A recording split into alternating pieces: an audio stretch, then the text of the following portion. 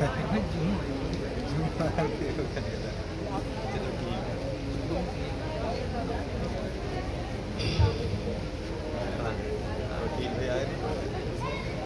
لله رب العالمين والصلاة والسلام على أشرف المرسلين وعلى آله وأصحابه أجمعين وعلى من تبعهم بإحسان إلى يوم الدين. أما بعد، إن الله سبحانه وتعالى يقول في القرآن المجيد بالفرقان الحميد: أعوذ بالله من الشيطان الرجيم، بسم الله الرحمن الرحيم. وما أرسلناك إلا رحمة للعالمين. وقال الله تبارك وتعالى: لقد من الله على المؤمنين إذ بعث فيهم رسولا منهم يتلو عليهم آياته ويزكيهم ويعلمهم الكتاب والحكمة. صدق الله العظيم.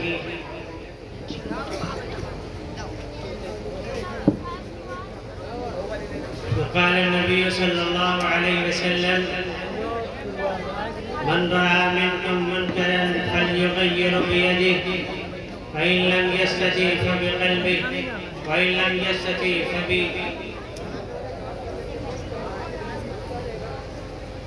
أو كما قال علیہ الصلاۃ والسلام. میرے محترم بزرگوں، پیارے دینی بھائیوں، حضرات علماء کرام، آئے ہوئے دور دراز سے مہمانان اعظام، آج کی یہ گھڑی اور آج کا یہ مبارک موقع ہم سب کے لیے بڑی سعادت کا ہے. ہم جس عنوان پر یہاں اس وقت جمع ہیں اس کی بہت عالی نسبت اور بہت ہی لائق تعظیم نسبت ہے.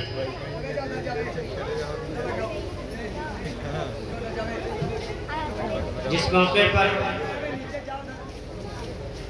یہ پروگرام منعقد کیا گیا ہے اور جس میں ہم بالخصوص آج ہمارے جو مہمان خصوصی ہیں حضرت مولانا سلمان صاحب عبداللہ العالی، جو اس دعوت پر انہوں نے قبولیت بخشا اور تشریف لائے ہیں، اصل جو ان کا بیان ہے انشاءاللہ اس سے ہم سبھی محظوظ ہوں گے اور اس سے ہم مستفید ہوں گے. لیکن چند باتیں آپ حضرات کے درمیان عرض یہ کرنا ہے کہ یہ ماہ مبارک جس کو ہم ربیع الاول کے نام سے جانتے ہیں، جس میں آپ صلی اللہ علیہ وسلم کی آمد،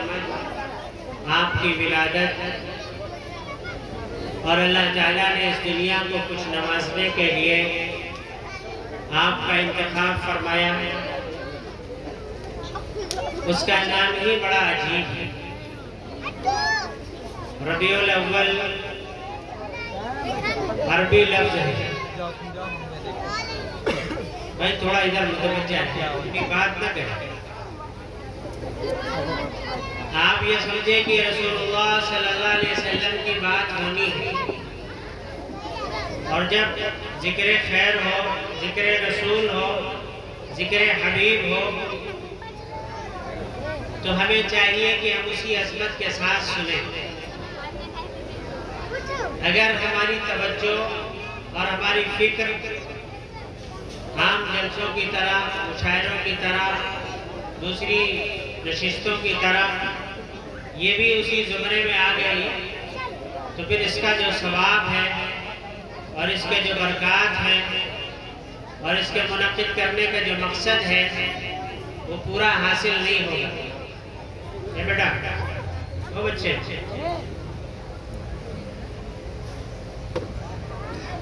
کوئی کام ہو تو چلی جائے۔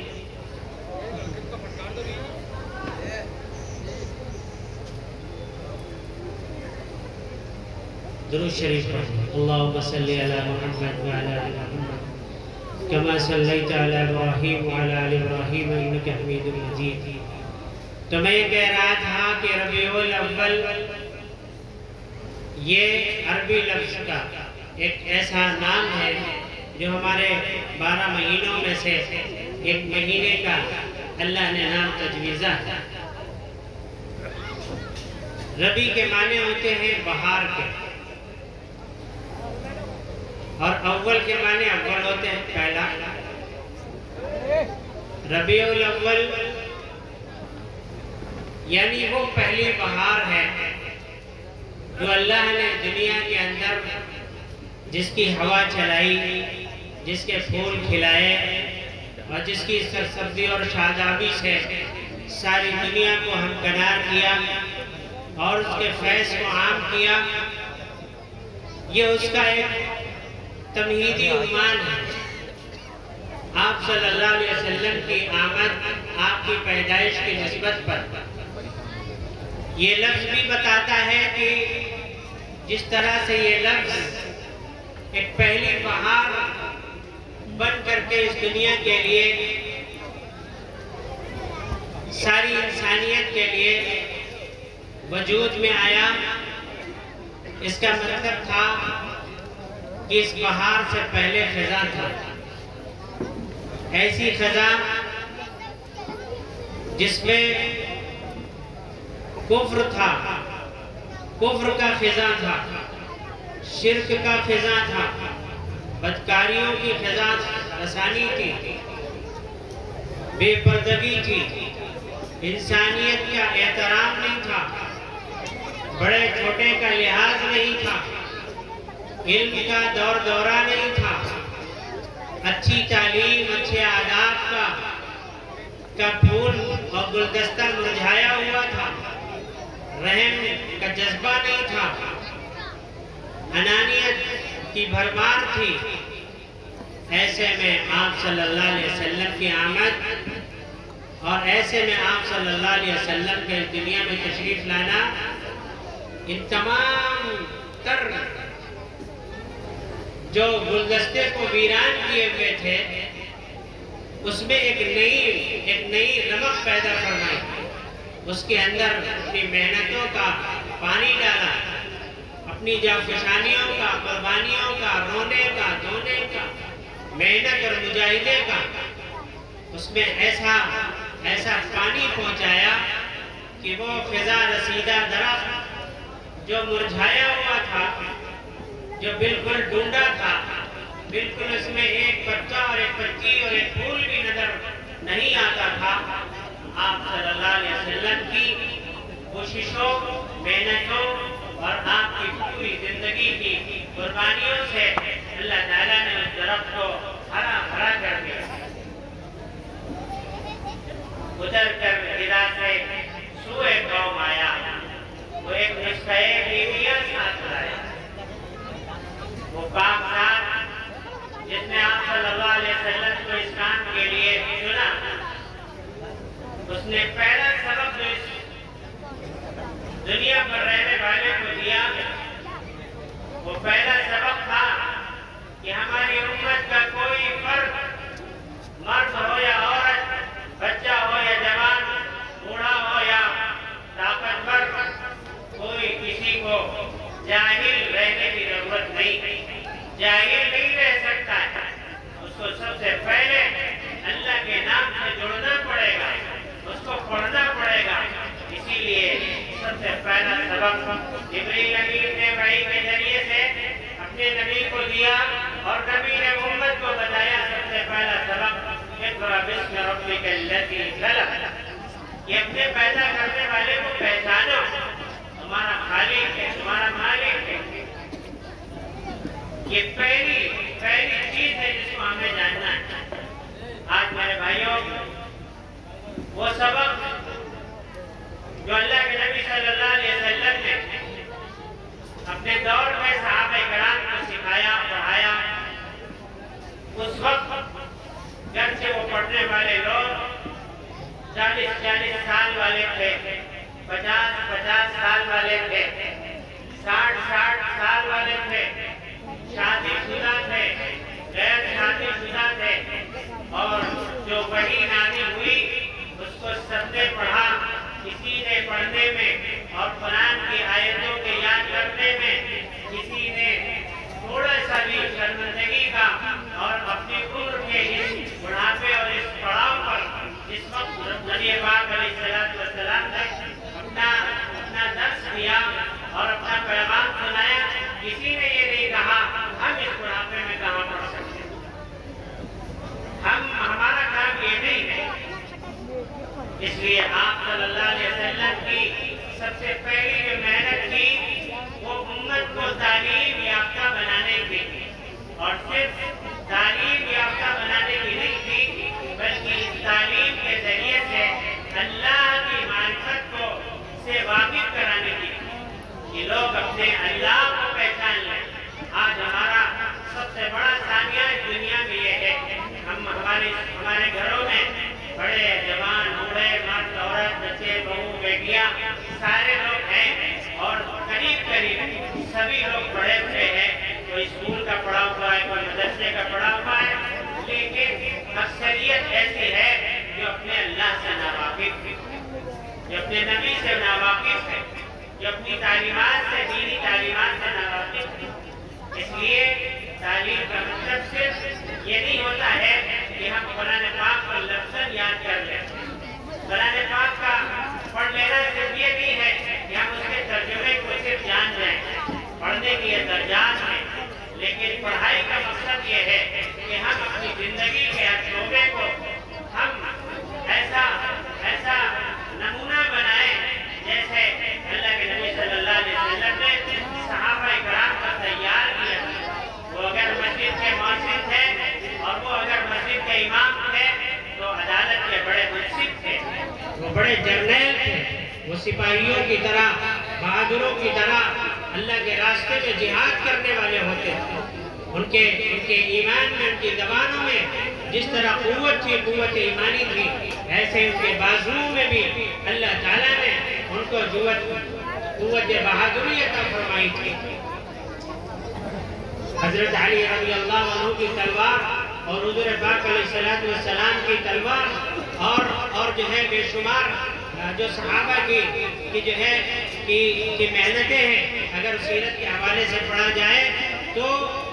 ان تلواروں کا اٹھا پانا بڑا مشکل تھی، اتنی وزنی تھی۔ ان کے بازوؤں میں، ان کے دل و دماغ میں، ان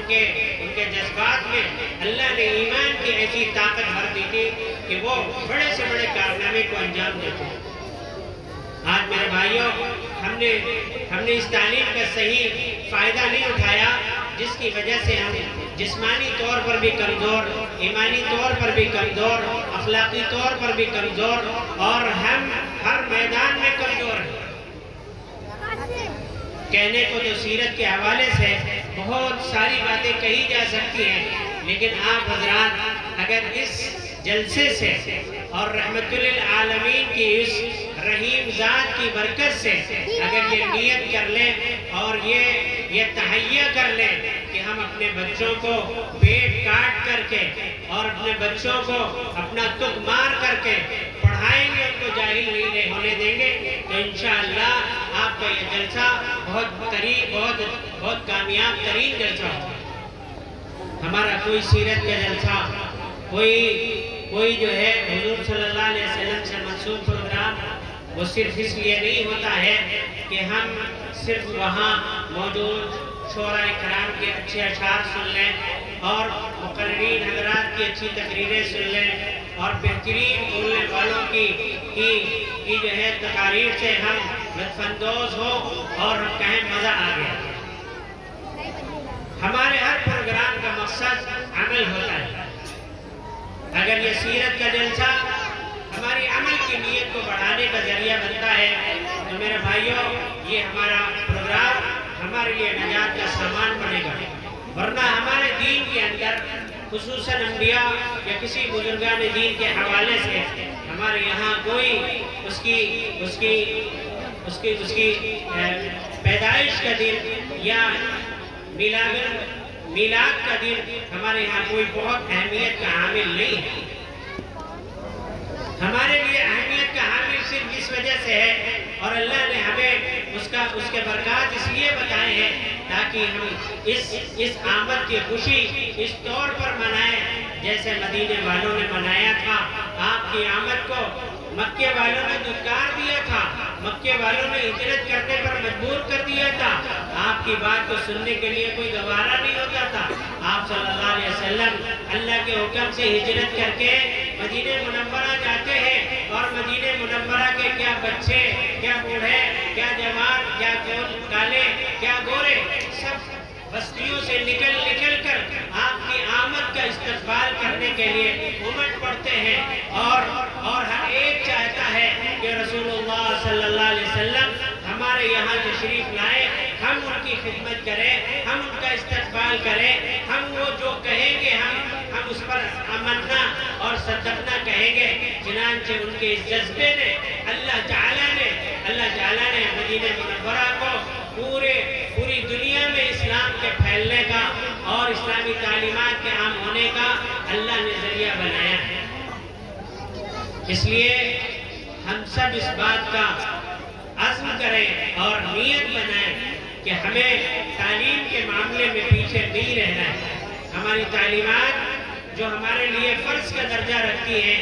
وہ ہمیں اپنی زندگی میں، اپنے بچوں کی زندگی میں اتارنا ہے۔ ہم زندگی کے مختلف شعبوں میں بھی ہمیں رول ادا کرنا ہے۔ آج اگر دیکھا جائے تو ہمارے بچوں میں انگریزی کمزور ہے، عربی کمزور ہے۔ ہمارے بچوں کو چاہیے کہ جس طرح وہ عربی بولتے ہیں، عالمیت کرتے ہیں، ایسے ہی ان کو فراٹے کے ساتھ انگریزی بولنا چاہیے۔ ان کو کسی فارم بھرنے میں، آفس میں جانے میں کسی کو کوئی دقت نہیں ہونی چاہیے۔ آج اس وقت میں تجربے کے ساتھ کہتا ہوں کہ ہمارے جو سمجھدار پڑھے لکھے صاحب ثروت حضرات ہیں، اپنے علاقوں میں اس بات کی کوشش کریں کہ وہ اپنی تمام تر دینی تعلیمات، حفظ اور عالمیت، مکتب اور اوپر کی جتنی بھی تعلیمات ہیں اس کی مکمل سرپرستی کرتے ہوئے اس بات کا جائزہ لیں کہ ہمارے اسکول میں پڑھنے والے ہمارے مسلم بچے جو بھی پڑھتے ہیں، ہمارے بچوں کا اسٹینڈرڈ کیا ہے، اور ہم انہی میں سے لوگوں کا انتخاب فرمائیں، اور اس طرح انتخاب فرمائیں کہ وہ LLB کرنے والے ہوں، وکالت کی تعلیم حاصل کرنے والے ہوں، تاکہ ہمارے مسائل کو اور ہمارے ملی مسائل کو، ہمارے دینی مسائل کو، ہمارے جو ہے دنیا کے مسائل میں جو حل کرنے کے لائق ہے، جہاں پر ہم یہ پیچھے مڑ کر کے دیکھتے ہیں کہ کوئی ہمارا آدمی نہیں ہے، کوئی ہمارا آدمی نہیں ہے۔ ایسا پڑھا لکھا انسان ہماری عدالت میں ہونا چاہیے، ہماری پولیس چوکیوں میں ہونا چاہیے، ہمارے مختلف آفیسز میں ہونا چاہیے۔ اس کے لیے آپ صلی اللہ علیہ وسلم نے منع نہیں فرمایا تھا۔ آپ صلی اللہ علیہ وسلم کی جو آخری درجے کی تعلیم تھی، اس زمانے میں جب عرب خود پڑھے لکھے نہیں تھے، آپ سے کہا گیا تھا، آپ صلی اللہ علیہ وسلم نے امت کو بتایا کہ اگر تمہیں تعلیم حاصل کرنے کے لیے چین جانا پڑے تو تم اس کے لیے سفر کر لینا۔ حالانکہ چین میں کوئی دینداری کی تعلیم نہیں تھی، چین میں کوئی عربی کی تعلیم نہیں تھی۔ اس وقت کے تجربے کی روشنی میں نبی علیہ السلام نے آج کے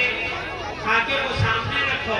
آج جس طرح سے چائنا میں اور چائنی تعلیم میں اور جو ان کی ترقیات ہیں، ان کا ریسرچ ہے اور ان کی ایجادات ہیں کہ ہر میدان میں ان کی چھوٹی سی ٹارچ بنانے سے لے کر بڑے بڑے مسلح اور قرآن پاک کی طباعت تک کا چائنا نے انتظام کیا۔ بڑے بڑے جہاز اور بڑے بڑے لوگوں نے، جیسے عثمانی دور میں ہمارے بڑے خلفاء نے ایسی ایسی ایجادات کی تھی. وہ فارسی، عربی اور ترکی کو جاننے والے تھے. وہ قرآن کے حوالے سے وقت کی جو بھی ضرورت تھی اس کو انہوں نے حاصل کیا اور زمانے کی آنکھوں میں آنکھیں ڈال کر کے انہوں نے امت کا بیڑا پار کرنے کی کوشش کی. اور ایسے دشمنوں سے، اسلام دشمنوں سے آنکھوں میں آنکھیں ڈال کر کے مقابلہ کیا تھا کہ کوئی ان کے سامنے ٹک نہیں پاتا. ہمیں ظلم نہیں سکھایا گیا، ہمیں ناجائز کسی کو ستانا ہمارے نبی نے نہیں بتایا ہے. لیکن ہمارے نبی نے بتایا ہے کہ اگر کوئی ستائے تو اس کا مقابلہ کرو، کوئی ظلم کرے اس کی کلائی کو مروڑ دو. اگر کوئی تمہارے راستے میں روڑا بنے تو اس کی صفائی کا تمہیں سلیقہ ہونا چاہیے. اور یہ تب ہوگا جب آپ پڑھیں گے، آپ اپنے وقت کی زبان کو بھی پہچانیں گے اور رسول اللہ کی زبان کو بھی پہچانیں گے. اور اللہ کی زبان کو جو عربی میں ہے، قرآن ہے، حدیث ہے اور اردو کی تعلیم ہے. میں آپ کو بتاؤں، ہمارے یہاں ہمارا لڑکیوں کا مدرسہ ہے، عالمیت کا مدرسہ ہے. آج کل بہت سارے حالات بھی سننے میں آتے ہیں. ماں باپ ڈرتے ہیں کہ ہم اسکول کالج میں اپنی بچیوں کو کیسے بھیجیں. ایسے میں بہت سارے بچے ہمارے یہاں مدرسے میں آتے ہیں اور آئے ہیں جو ہائی اسکول کیے ہوئے، گریجویٹ کیے ہوئے بچیاں ہیں، مگر ان کو قرآن نہیں آتا. بہت رونے کی بات ہے. انہوں نے جوش میں پڑھایا، مدرسے کا پڑھائی ہوتی، ملا لوگ کا پڑھا ہوتا. پڑھ رہے ہیں، حافظ جی سے پڑھ رہے ہیں، ملا جی سے پڑھ رہے ہیں، ملی صاحب سے پڑھ رہے ہیں. اس چکر میں انہوں نے عصری علوم کی اہمیت کو سامنے رکھ کر عربی تعلیم کو پتے پوچھ ڈال دیا اور ہائی اسکول اور انٹر کے چکر میں آگے بڑھ گئی. آگے حالات آئے، ان کو بیک ہونا پڑا. اب وہ چاہتے ہیں کچھ دین پڑھ لیں، کچھ قرآن پڑھ لیں، کچھ اور پڑھ لیں. اب ان کی شادی ہونے والی، وہ 14 15 18 سال کی ہونے والی اور ان کو قرآن نہیں آتا. ایسے میں کوئی بھی رشتہ مانگنے جب آتا ہے، اگر یہ جان جائے کہ یہ بچی تو ہائی اسکول انٹر میں ہے لیکن قرآن نہیں پڑھنے جانتی، بتائیے وہ اپنے بچوں کو کیا بتا پائے گی؟ جو اس کی گود میں کل اس کے جو ہے گود میں بچہ آئے گا، وہ اپنے بچوں کو کیا بتا پائے گی اللہ اور اس کا رسول؟ وہ کیا پڑھا پائے گے قرآن اور حدیث؟ اس لیے میرے بھائیوں ایک ترتیب ہے کہ ہم اپنے مکتب کو کمزور نہ ہونے دیں، تعلیم کو کمزور نہ ہونے دیں اور اپنے آگے کی تعلیم کو مضبوط کریں. میں آپ کو بتاؤں، قریب 10 دن کا واقعہ ہے. ہمارے مدرسے میں 2 بچے آتے ہیں صفائی کرنے کے لیے. میں نے ان سے کہا کہ بھائی اس وقت نہ آؤ، تم کل 12 بجے آ جانا. انہوں نے کہا ہم پڑھنے جاتے ہیں. مولانا صاحب ہم پڑھنے جاتے ہیں، ہم 12 بجے نہیں آ سکتے. اور وہ اس طبقے سے تعلق رکھتے ہیں جو جھاڑو بہاروں کا اور پخانہ صاف کرنے کا، صفائی ستھرائی کا، جس کو ہم بھنگی کہتے ہیں. آج بھنگیوں کی سمجھ میں آ گیا ہے کہ ہمیں پڑھائی کے بغیر ترقی نہیں ہو سکتی ہے. اور ان کے بچے ہائی اسکول میں ہیں اور انٹر کر رہے ہیں کہ اگر چپراسی کی بھی ہمیں ضرورت پڑی، گیٹ کیپری کی بھی ضرورت پڑے گی تو ہمیں ہائی اسکول کرنا پڑے. مگر ہم سمجھتے ہیں ہمارے ابا تو مالدار ہیں، ہمیں پڑھنے سے کیا فائدہ. ابا بھی سمجھتے ہیں کہ ہم تو مالدار ہیں،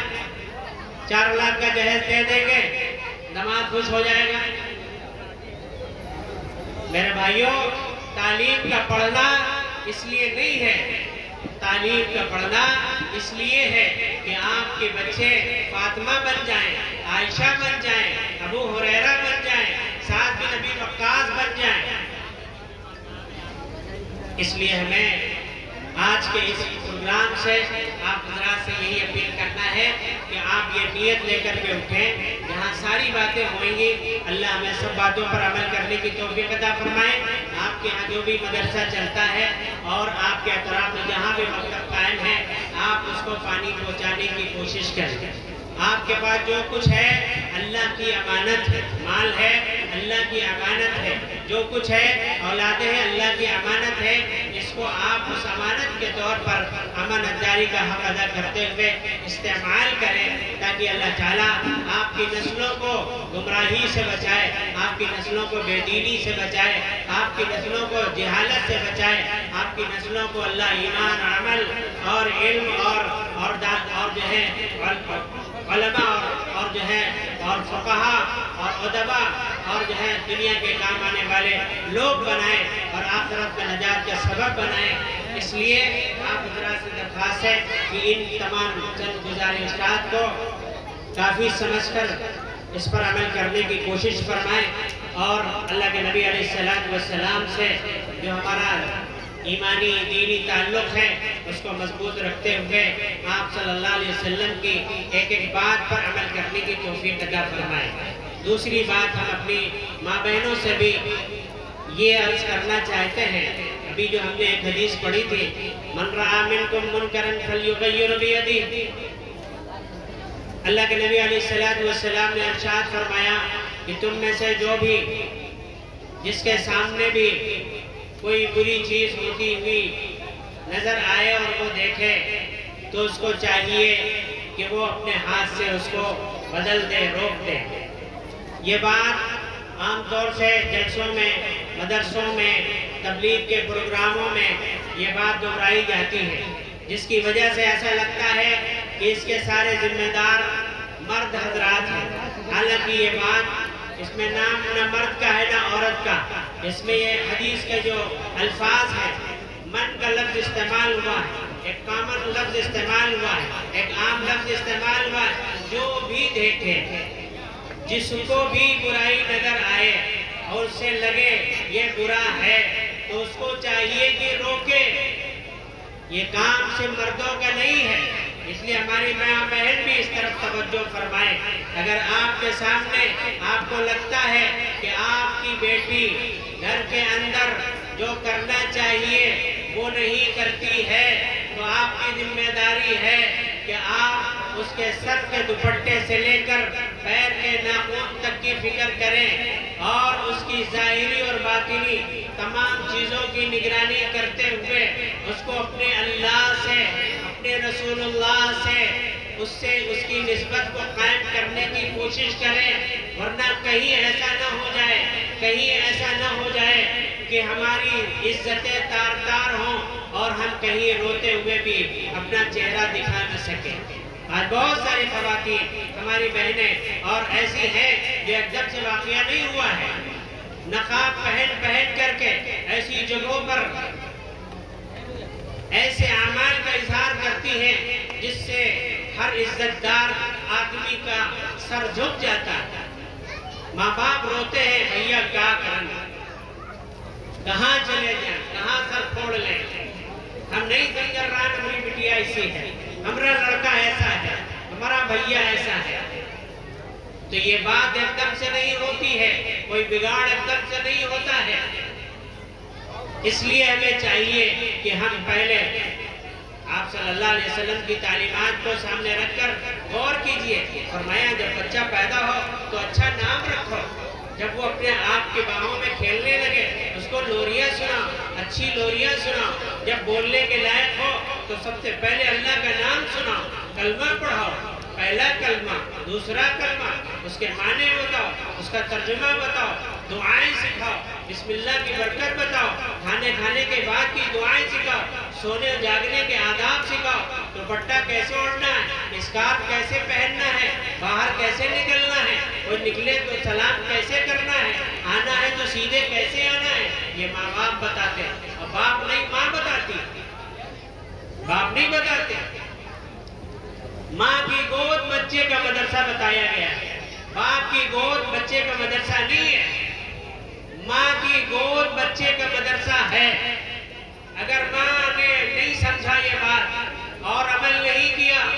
اور اس کے سروں سے دوپٹہ اس کے اڑھا کر کو اس کے سروں پر نہیں لایا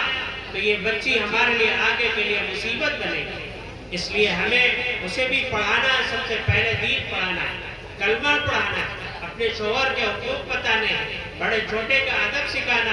عالمیت کے لیے ہم نے یہاں محنت کیا، آ کر کے محنت کیا، معلوم ہوا کہ جو ہے پیسے نہیں ہیں، فیس دینے کے پیسے نہیں ہیں، ٹیکسی کے دینے کے پیسے نہیں ہیں۔ میرے بھائیوں، یہ عذر تو ہو سکتا ہے، لیکن پوری بستی میں اگر 10 بچے بھی ایسے نہ ملے تو یہ ہمارے لیے سوچنے کا مقام ہے۔ اس لیے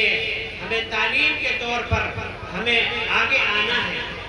سب حافظ نہیں ہو سکتے، سب عالم اور عالمہ نہیں بن سکتی، اسی طرح سب ماسٹر نہیں ہو سکتے، انجینئر اور ڈاکٹر سب نہیں بن سکتے، لیکن اگر ایک گاؤں میں ڈاکٹر ہے اور ایک گاؤں میں انجینئر ہے اور ایک گاؤں میں وکیل ہے اور ایک گاؤں میں ماسٹر ہے اور ایک گاؤں میں حافظ ہے اور ایک گاؤں میں عالم ہے، تو ہم امید کرتے ہیں کہ اس بستی کے سارے مسئلے دین اور دنیا دونوں انشاءاللہ حل ہو جائیں گے۔ اس لیے یہ ایک اجتماعی فکر ہے اور تعلیم کے حوالے سے ہے، مرد عورتوں کے حوالے سے ہے۔ اس لیے ہم ان جلسوں کے ذریعے سے، جس میں ان جلسوں کے حوالے سے دور دراز کے لوگ آ جاتے ہیں، جنہیں رسول اللہ صلی اللہ علیہ وسلم کا پیغام پہنچانا بھی آسان ہو جاتا ہے، اس سہولت کو سامنے مد نظر رکھ کر آپ حضرات سے اپیل کرتے ہیں کہ جس کو اقرأ بسم ربک الذی کا سبق پڑھایا گیا تھا، آج اس کی 99% جہالت کی زندگی گزار رہی ہے، آج سے نیت کرو ہماری زندگی تو اتنی بڑھ گئی، ہم اپنی اولاد کو ضرور پڑھائیں گے، جاہل نہیں ہونے دیں گے۔ انشاءاللہ جب جاہل نہیں ہوگی، پڑھی لکھی ہوگی تو وہ بھیک نہیں مانگے گی، وہ اچھا کام کرے گی۔ پڑھا لکھا انسان اچھا کاروبار کرتا ہے، اچھے سے گاہک ڈیل کرتا ہے۔ اس لیے ہمیں تعلیم بہت ضروری ہے اور ہمیں اس کو جو ہے اپنا عنوان بنانا ہے۔ اللہ ہم سب کو ان بنیادوں پر سوچنے کی، سمجھنے کی، اچھے اسکول قائم کرنے کی، اور جو چل رہے ہیں ان کو مدد کرنے کی، جو مدارس ہیں ان کو مدد کرنے کی، جو اساتذہ، جو حفاظ جو اس میں خدمت انجام دے رہے ہیں ان کی خدمت کرتے رہنے کی ہمیں توفیق عطا فرمائے۔ میں ایک بات اور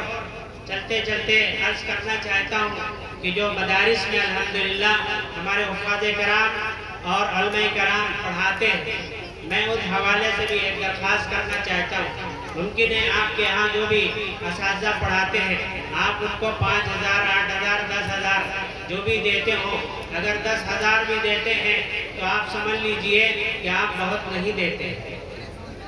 آپ بہت نہیں دیتے۔ اگر 2 مہمان اس کے آ جائیں اور علماء اور حفاظ کے پاس آپ سے زیادہ مہمان آتے ہیں، امام ہو چاہے استاد ہو چاہے مکتب کا استاد ہو، اس کے ایسے تعلقات اللہ تعالیٰ بنا دیتے ہیں کہ اس کے یہاں بھی مہمان آتے ہیں اور وہ اپنے اکرام کے ساتھ ان کو جو ہے اس کے ساتھ اکرام کرتا ہے اور جو کچھ کرنا چاہتا ہے کرتا ہے۔ آپ سوچیں کہ ہم نے 5,000 دے دیا، بیوی بال بچے والا آدمی ہے، اس کا گزارا ہو رہا ہے، بے شک ہو رہا ہے۔ اللہ تعالیٰ کے جس اعتماد کے ساتھ اور اس کے توکل کے ساتھ اس نے اپنا گھر بار چھوڑ کر اس چمن کو